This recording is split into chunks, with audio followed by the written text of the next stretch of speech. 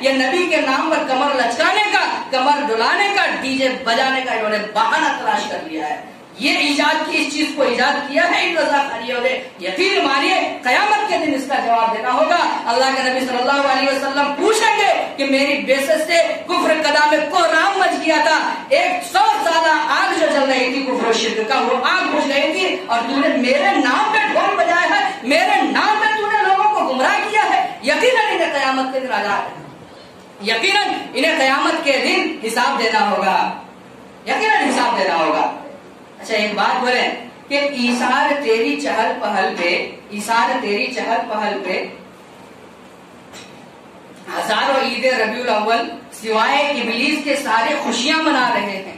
ان کی خوشی کا معیار یہ ہے کہ جلوس نکالا جائے، ان کی خوشی کا معیار یہ ہے کہ عورتوں کو حور بنا کر کے، بعض جگہوں میں عورتوں کو حور بنا کر کے کیا کیا ایک چوراہے میں بیٹھایا گیا، اور سارے کے سارے مردوں نے ایک ایک کر کے اس عورت کی زیارت کی، اس عورت کو دیکھا جا کر کے، اور باعث ثواب سمجھ کر کے دیکھا. لڑکیوں کے جلوس نکالے جا رہے ہیں، اور کہہ رہے کہ پوری دنیا میں آمد نبی صلی اللہ علیہ وسلم کا جلوس نکالا گیا، سوائے سب لوگوں کو خوشی ہے سوائے ابلیس کے. یعنی خوشی کا معیار ان کا یہ ہے کہ جلوس نکالا جائے، عورتوں کے جلوس نکالا جائے. ایک بات بتائیے کہ اگر عورتوں کا جلوس نکلے گا تو یہ 10 سال 15 سال 20 سال 25 سال کے نوجوانوں کو کہنے کی ضرورت پڑے گی کہ تم بھی جلوس میں چلو؟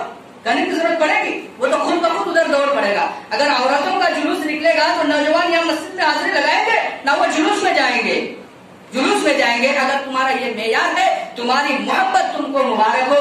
ہم نبی کریم صلی اللہ علیہ وسلم سے محبت کے دعوے دار ہیں، لیکن اس طور پر کہ ہم ان کی زندگی کتنی ان کے مطابق گزر رہی ہے، جس طریقے سے صحابہ کرام نے بنایا، اور اس طریقے سے آپ کریں سارے لوگ ابلیس ہیں، تو اس طریقے سے تو صحابہ کرام نے بھی جلوس نہیں نکالا، کیا وہ بھی ابلیس ہو گئے؟ تابعین نے اس طریقے سے جلوس نہیں نکالا. تمہارا یہ محبت کا معیار یہ ہے کہ جلوس نکالنا، تو وہ بھی تو اس طریقے سے جلوس نہیں نکالے، کیا وہ کیا ہو گئے؟ وہ ابلیس ہو گئے آپ کے بقول، اور آپ ہی ایک دنیا میں ہو گئے جو نبی کے محبت کے دعوے دار ہیں، نبی کے محبت کے دعوے دار ہیں. تو ہم جماعت میں وقت لگاتے ہیں یا جلسے جلوس کی محفلیں قائم کرتے ہیں تو وہ کار ثواب سمجھ کر، لیکن اس میں اگر کوئی شرکت نہ کرے تو ہم اسے لان تان نہیں کرتے. ختم بخاری شریف کی مجلس قائم کرتے ہیں، جماعت کے اندر وقت لگاتے ہیں، سارا سب کچھ ہے. لیکن آج لوگ یہ بھی بولتے ہیں کہ صحابہ کرام کے زمانے میں تو مسجدیں اس طریقے سے نہیں تھی، پنکھے وغیرہ کا انتظام نہیں تھا، تو وہ تو پھر کہاں سے وہ نظام نہیں ہوا، وہ بھی تو نئی چیز ہے دین کے اندر. تو میں کہوں گا کہ صحابہ کرام کے اس وقت جس طریقے سے مکانات تھے، جتنی وسعت تھی، وہ ابھی اپنی وسعت کے مطابق مسجدوں کا خیال رکھتے تھے، وہ بھی اپنی وسعت کے مطابق مسجدوں کی تعمیر کرتے تھے. آج کے حالات جس طریقے سے، یہ بھی تو صحابہ کرام کے عمل سے مل گیا. صحابہ کرام اپنی وسعت کے مطابق مسجد بناتے تھے.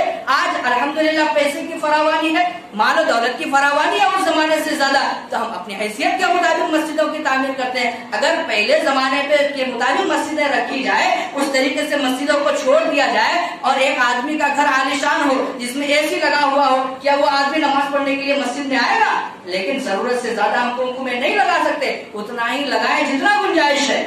اگر بہت زیادہ حالات بدل جائیں گے تو پھر گنجائش نکلتی جائے گی، لیکن اس کا سرا نبی کریم صلی اللہ علیہ وسلم کے زمانے سے موجود ہے. اس وقت بھی اللہ کے نبی صلی اللہ علیہ وسلم نے مسجد کو درست رکھنے کا اور صحیح کرنے کا حکم دیا ہے، اور اس وقت کے حالات کے مطابق کیے جاتے تھے. تو یہ لوگ کیا بولتے ہیں کہ یہ ہم نے وہابیوں پر، دیوبندیوں پر بہت بڑا بم مار دیا. یہ ہم لوگوں کے اس طرح کے سوالات جو ہے نا، یہ چھوٹے چھوٹے بچپن میں بچے پوچھا کرتے ہیں، یہ پڑھے لکھے لوگ نہیں ہیں، یہ علم کے عقل کے اندھوں کو.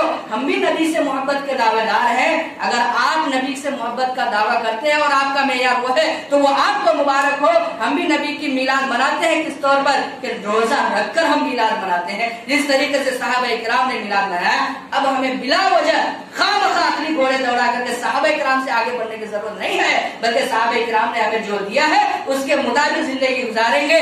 دنیا میں بھی ہمیں کامیابی ملے گی، آخرت میں بھی ہمیں کامیابی ملے گی. کس طریقے سے ننگا نچوایا انہوں نے عورتوں کو، کس طریقے سے بڈھوں کو نچوایا، ڈی جے بجا بجا کر پورے محلے کو، پورے سماج کو تباہ کر دیا. یقیناً قیامت کے دن اللہ تبارک و تعالیٰ کے نزدیک ہے، یقیناً اللہ کے یہاں حساب دینا ہوگا.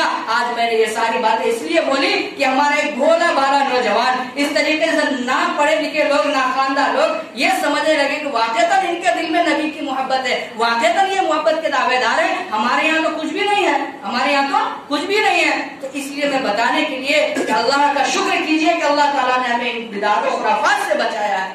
اللہ کا شکر کیجئے کہ اللہ نے ہمیں بچایا ہے.